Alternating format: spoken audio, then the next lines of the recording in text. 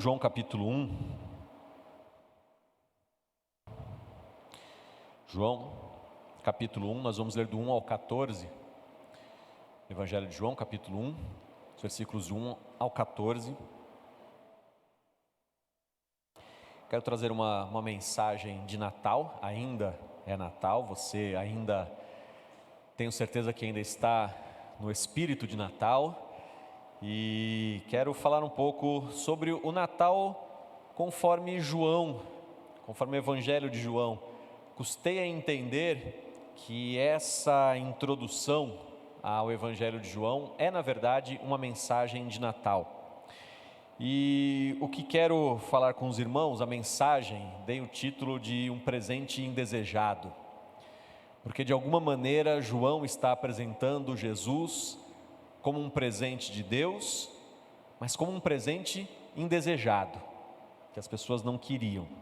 E quero então ler com os irmãos João capítulo 1, versículos 1 até o 14. A palavra do Senhor assim nos diz: No princípio era o Verbo, e o Verbo estava com Deus, e o Verbo era Deus, era o próprio Deus.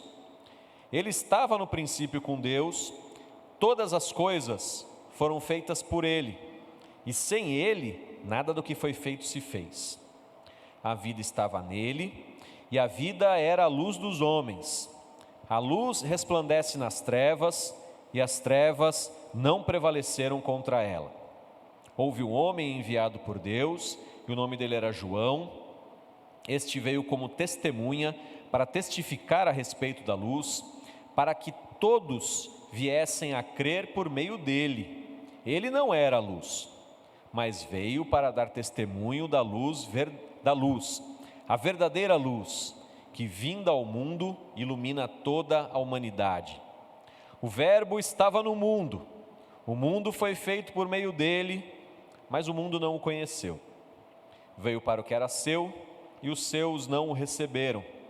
Mas a todos quantos o receberam, deu-lhes o poder de serem feitos filhos de Deus, a saber, aos que creem no seu nome, os quais não nasceram do sangue, nem da vontade da carne, nem do homem, mas de Deus. E o Verbo se fez carne e habitou entre nós, cheio de graça e de verdade, e vimos a sua glória, a glória do unigênito do Pai. Amém. Tenho certeza que você recebeu vários presentes nesses dias. Quem não recebeu presente, levanta a mão aí, a gente quer, olha só, a gente quer orar por você. Não, era só orar por você, não tem nada assim.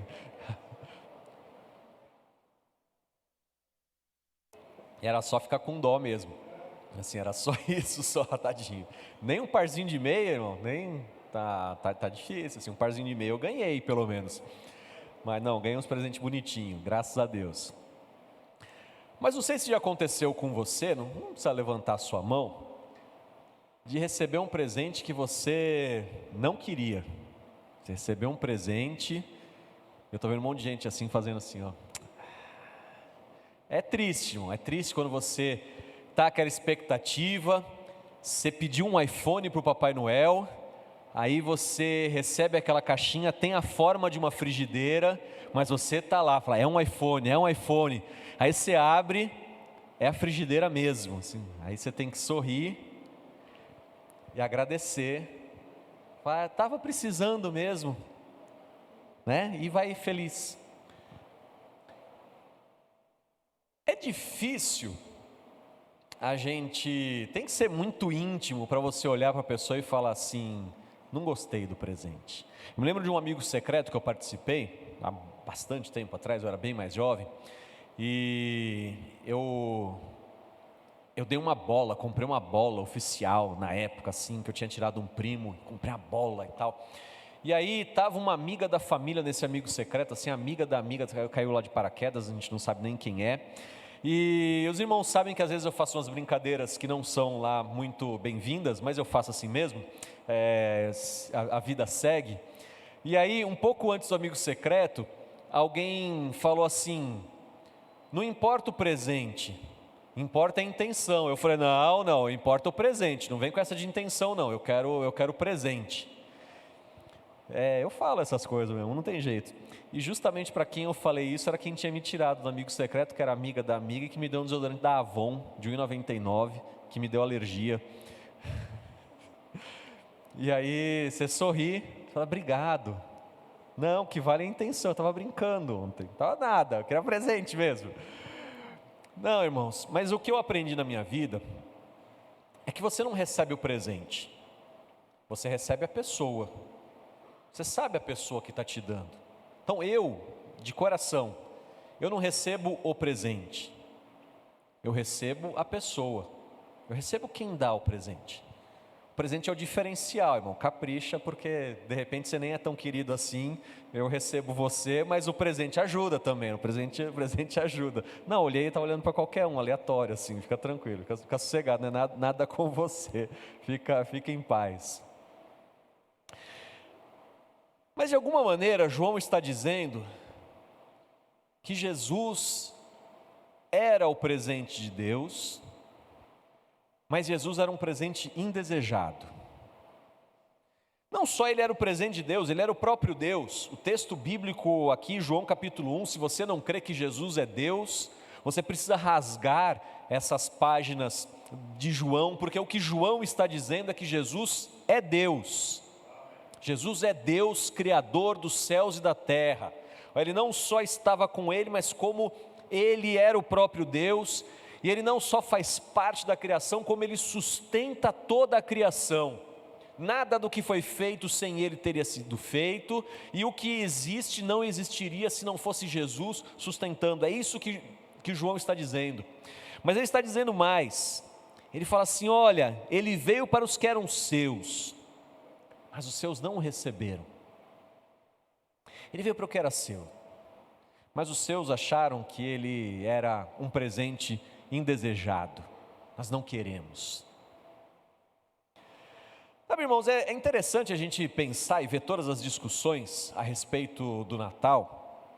Eu não sei se a gente tem alguém aqui do jeito que eu vou falar, mas não se ofenda, mas tem crente que é contra o Natal, que acha que é uma festa pagã, que acha que foi inventado, que acha que é do mal esse negócio todo. Tem muito crente pensando assim, esse tipo de pensamento tem sido divulgado, irmãos. É claro, irmãos, todo mundo sabe que Jesus não nasceu no dia 25 de dezembro.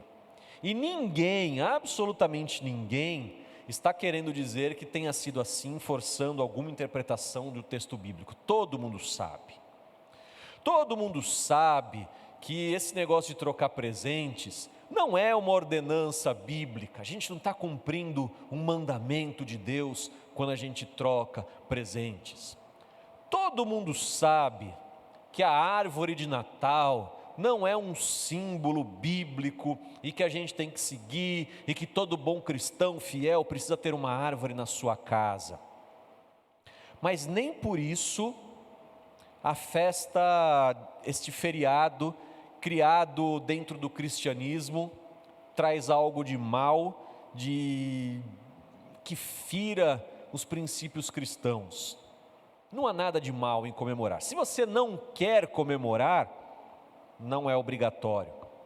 Agora, você não precisa demonizar essa data, assim, data pagã. Ontem eu estava lendo e achei bem interessante, tem uma pesquisa, um teólogo alemão, ele encontrou algumas evidências de que a árvore de Natal tenha sido inventada por uma igreja cristã na Alemanha. E a ideia era mostrar que Jesus era a luz do mundo, e por isso o que havia de mais alto ali era uma árvore, e naquela igreja eles iluminaram aquela árvore toda para dizer: Jesus é a luz do mundo. Não era uma coisa pagã, como alguns tentam dizer, não era a festa do Deus não sei o quê. Pode ter sido a boa intenção de um cristão, que muitos tenham visto e tenham achado legal. A ideia de se comemorar no dia 25 de dezembro, alguns falam assim: olha, era a festa do Deus não sei o que lá, festa do Deus Sol, festa do Deus não sabe-se lá quem. Irmão, pense o seguinte: Um dia alguém pensou assim: vamos ter um dia em que a gente se lembre do nascimento de Jesus. Olha, tem um feriado pagão aí que não serve para nada. E aliás, irmão, perder feriado é uma coisa que a gente não gosta, né? Assim, a gente extingue o feriado ou torna ele cristão? Não, não perde feriado não. Santifica o feriado. Todo mundo a favor, todo mundo sabia que era uma festa pagã e que virou uma festa cristã. Aliás, é o melhor dos feriados cristãos, porque eu tenho dificuldade, não muito, mas tenho dificuldade com os feriados católicos. 12 de outubro, o que você está comemorando? Não estou comemorando nada, só estou aproveitando o feriado mesmo, é só isso. Corpus Christi, não estou comemorando nada, estou só curtindo o feriado. Mas o Natal, nas festas cristãs, é o mais legal de todos. Você pode comemorar com todas as tradições cristãs do mundo, você pode comemorar. Inclusive, até os judeus, a embaixada israelita no Brasil fez uma mensagem belíssima, dando os parabéns pelo Natal aos cristãos. Nem o judeu está incomodado com essa festa, e um monte de crente está. Eu sei que tem uma série de contradições nessa época. O pessoal recebe o 13º e sai correndo para gastar como se o mundo fosse acabar. Irmão. E assim, esse ano eu não presenciei, mas de vez em quando, em alguns natais anteriores, que por alguma razão eu tive que ir ao shopping, e aí pega aquela fila quilométrica para pagar, e aí vejo a pessoa assim, parcela em 12 no cartão, aí você fala, cara, ele vai ficar pagando até o Natal do ano que vem. Provavelmente ele terminou de pagar agora o presente do Natal do ano passado. Meu Deus, isso é uma prisão, é uma cadeia. Sai dessa aí, meu filho. Faz como eu, não dá presente para ninguém. Esquece dessa turma. É uma agonia esse consumismo. É agoniante. As pessoas gastam os seus dias, sexta, sábado, 23, 24 de dezembro, fazendo comida. E geralmente, a pessoa que fez a comida do Natal, é assim, você vai ficar comendo até o ano novo.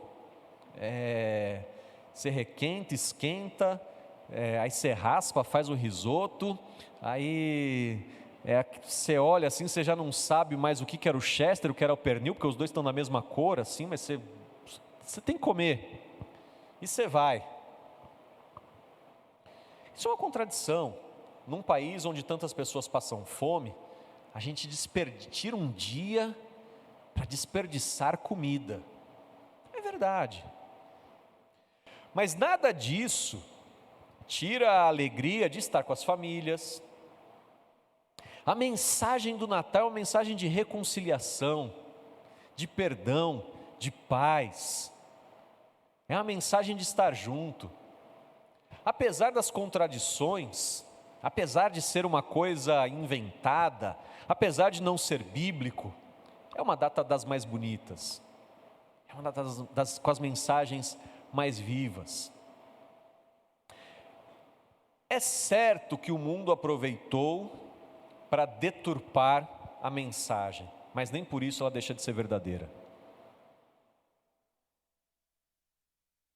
O mundo está em guerra com o Natal. E eu quero te dar algumas razões, porque Jesus é um presente indesejado. Jesus, ele é apresentado por João como aquele que é a luz dos homens. Ora, irmão, nós sabemos que o mundo está em trevas. Esse consumismo que a gente está falando faz parte da natureza perdida do ser humano, de querer preencher alguma coisa com aquilo que não cabe, de querer gastar e achar que isso vai trazer paz para a sua alma. Mas na verdade essa gastança toda é apenas para esconder que o homem está perdido. Essa glutonaria, esse pecado que as pessoas cometem à mesa nessa época, é talvez para esconder o fato de que a sua alma está vazia, e ele tentando encher o estômago, pensa que vai preencher a sua alma, mas a tristeza vem novamente no dia seguinte. A verdade é que o mundo está em trevas, mas além disso, o mundo não quer andar na luz, eles não querem a luz de Jesus. O mundo não quer que o Senhor brilhe em seu coração e mostre a verdade, porque andar na luz é um tanto quanto mais chato para aquele que já se viciou no mundo. Não que a vida cristã seja chata, ao contrário. A vida cristã é das coisas mais alegres e vibrantes que eu conheci em toda a minha vida. Aliás, eu não trocaria o ser evangélico por nada. Sou cristão desde os 11 anos de idade.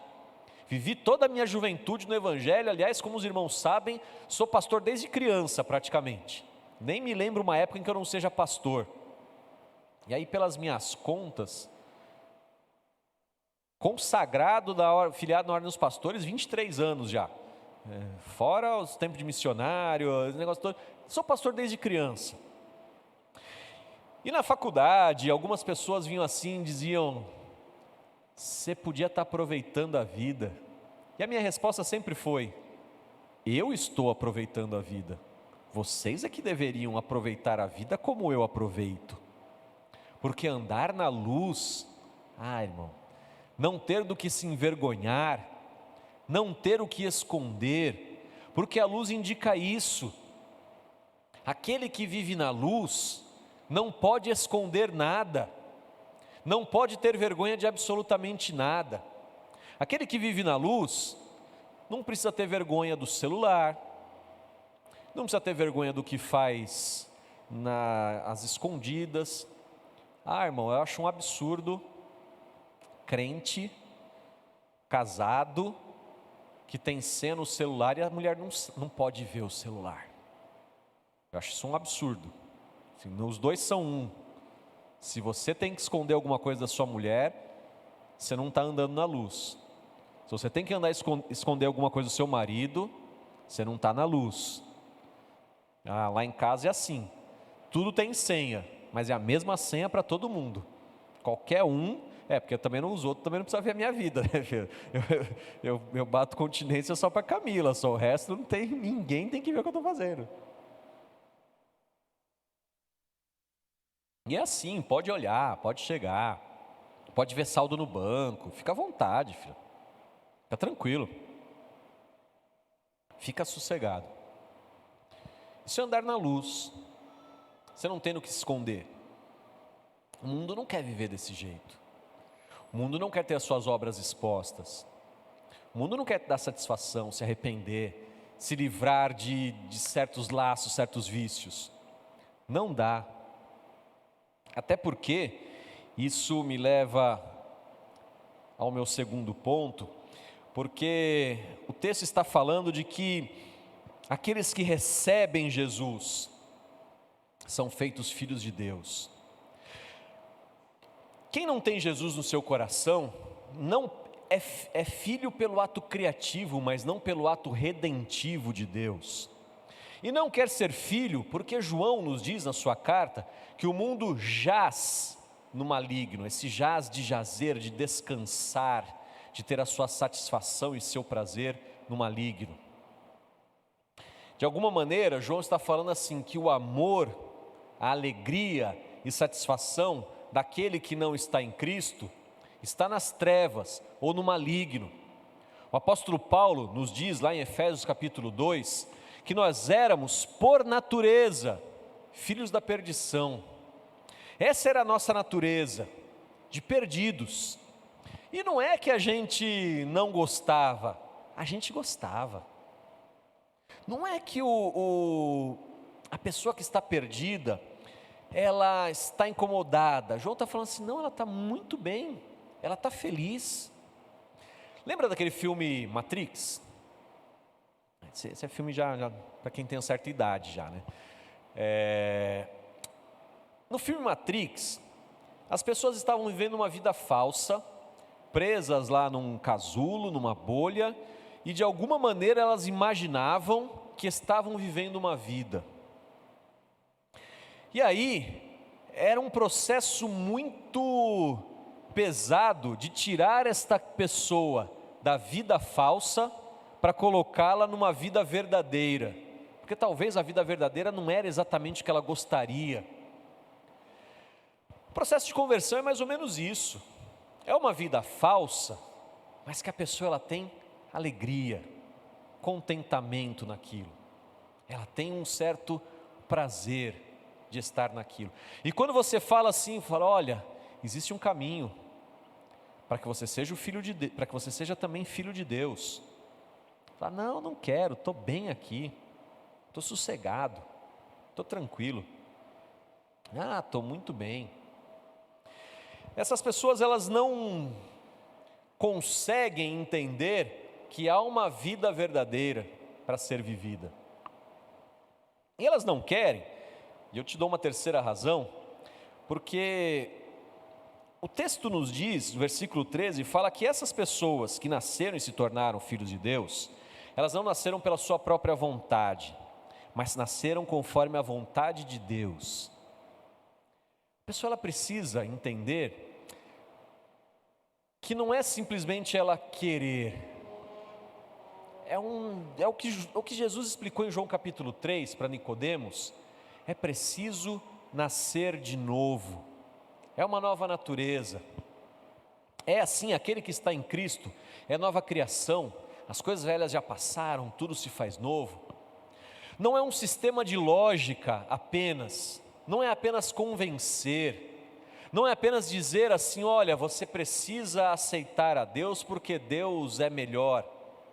Ah, irmão, quando nós olhamos a história, a ciência, tudo indica para Deus, tudo indica a existência de Deus, o cuidado de Deus. Ah, irmão, mas você fala assim, a ciência não prova a Deus. Não prova para quem não quer ver. Olhar, por exemplo, o corpo humano e achar que é obra do acaso, com toda a sua complexidade, com toda a sua, com a riqueza de detalhes, achar que isso é obra do acaso, meu irmão, para mim, é preciso mais fé para ser ateu do que para ser um cristão. É preciso uma quantidade de fé muito maior para achar que tudo se formou a partir de poeira cósmica e se organizou e se tornou isso que nós temos hoje, sem a ajuda de um ser todo-poderoso e inteligente. Para mim é preciso muito mais fé para ser ateu do que para ser cristão. Para mim ser cristão é muito mais fácil, entregar a minha existência na mão de um Deus todo-poderoso e achar, e entender, e acreditar e confiar que Ele criou todas as coisas, Ele sustenta todas as coisas e Ele conduz todas as coisas conforme a sua vontade. Para mim é muito mais fácil, ainda que hajam contradições, ainda que hajam coisas que eu não consigo entender, contradições do meu ponto de vista, meu irmão, eu fico muito mais tranquilo em saber que eu estou nas mãos de um Deus Todo-Poderoso do que na obra do acaso, do que nas mãos do acaso simplesmente. Mas a palavra da cruz, que é a palavra da salvação, que é onde indica o Natal, ela é loucura. A palavra de salvação, de dizer, olha, você precisa nascer de novo, olha, é o poder de Deus que te salva, isso é loucura. As pessoas não querem isso, as pessoas querem mérito, querem obra, querem sua glória, não querem dividir isso com Deus. E é por isso que Jesus ele é tão rejeitado. E aqui vou caminhando para o final, por isso que Jesus é tão rejeitado. Porque a casa onde está Jesus, o coração onde está Jesus, brilha a luz do Senhor. E as suas obras têm que ser outras, o seu Natal tem que ser outro, o seu desejo no Natal tem que ser outro. Porque no Natal de Jesus, não é simplesmente sentar e comer junto com a família, é sentar, comer junto com a família, perdoar, confessar, aceitar, amar. É diferente. A mensagem é muito mais profunda. Não é trocar um presente, é trocar o coração.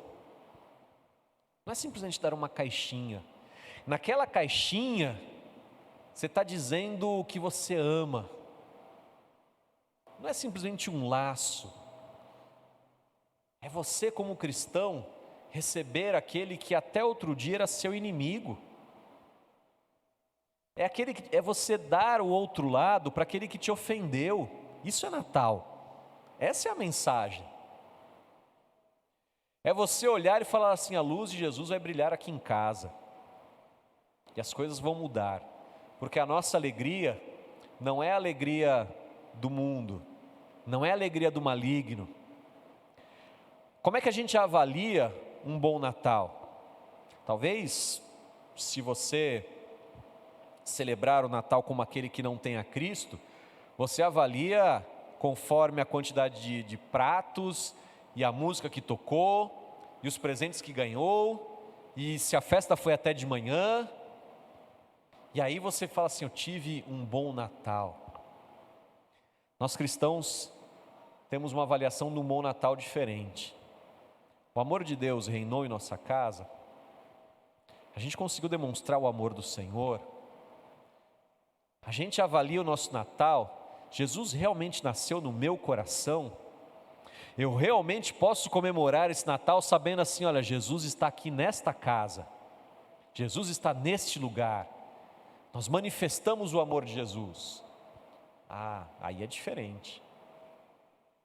A celebração do Natal é daquela paz que a gente não consegue entender, que vai além de todo entendimento, como diz o apóstolo Paulo. Não é aquela alegria momentânea, mas é aquela paz. É a certeza de saber que somos filhos de Deus, que somos amados de Deus. Às vezes falta tudo. Às vezes é complicado. Às vezes a gente não ganhou presente. Mas a gente sabe do amor de Deus por nós, que nós somos filhos de Deus. E o Natal que nós aguardamos no final é lá na Jerusalém celestial. É lá onde há ruas de ouro, nas mansões celestiais, é lá. Lá nós estaremos com Cristo e lá teremos uma festa indescritível. Irmão, o que eu quero te dizer é que o Natal é a manifestação da glória de Deus. Como é que a gente comemora o Natal? Manifestando a glória de Deus. E eu espero que na sua casa tenha sido manifestada a glória de Deus. Porque aí pouco importa se o mundo está se perdendo, a gente não tem muito o que fazer, a não ser anunciar que Jesus nasceu, e Ele reina na nossa vida, e Ele quer reinar no seu coração. Se o mundo o despreza, Ele sabia que seria desprezado, porque aliás, Ele está falando, Ele veio para o que era seus, Ele veio para o que era seu, que era o mundo inteiro, mas o seu não o recebeu. Mas àqueles que recebem, Ele dá o poder de serem feitos filhos de Deus. A gente aproveita essa época para nos lembrar que nós somos filhos de Deus, que nós seguimos os conselhos do Senhor, que nós amamos a Deus e amamos o próximo. A gente aproveita o feriado também para comer, para trocar presente, para gastar o 13º. A gente aproveita. A gente sabe que nada disso é o Natal. A gente sabe que nada disso é a festa, mas a gente faz assim mesmo, tranquilamente, sem nenhum problema. Aliás, se você é como eu, se aproveita, espera até janeiro para comprar os mesmos presentes, bem mais barato, bem mais legal. Eu faço isso faz tempo e está tudo tranquilo, tudo sossegado. Mas o que eu não espero e não deixo para depois é anunciar o amor de Deus, é anunciar o amor de Cristo. Esse é o centro desta festa. Esse é o ponto principal. Meu irmão, se você, na sua festa de Natal, você não consegue dizer que Jesus foi o personagem central realmente, você não teve um Feliz Natal, mas ainda dá tempo. Você ainda pode manifestar perdão, reconciliação, proclamar a paz, orar uns pelos outros. Ainda dá tempo de você ter uma noite feliz, ainda dá tempo de você ver a glória de Deus, ainda dá tempo que você possa, de repente, se essa mensagem é para você, sair daqui desafiado a perdoar, a se reconciliar, a receber a Jesus como seu Salvador, a dizer que Jesus deve ser o Senhor da sua vida. Creia nisso, confie, essa é a mensagem do Natal. Que o Senhor nos abençoe. Amém? Pedi que você se coloque de pé.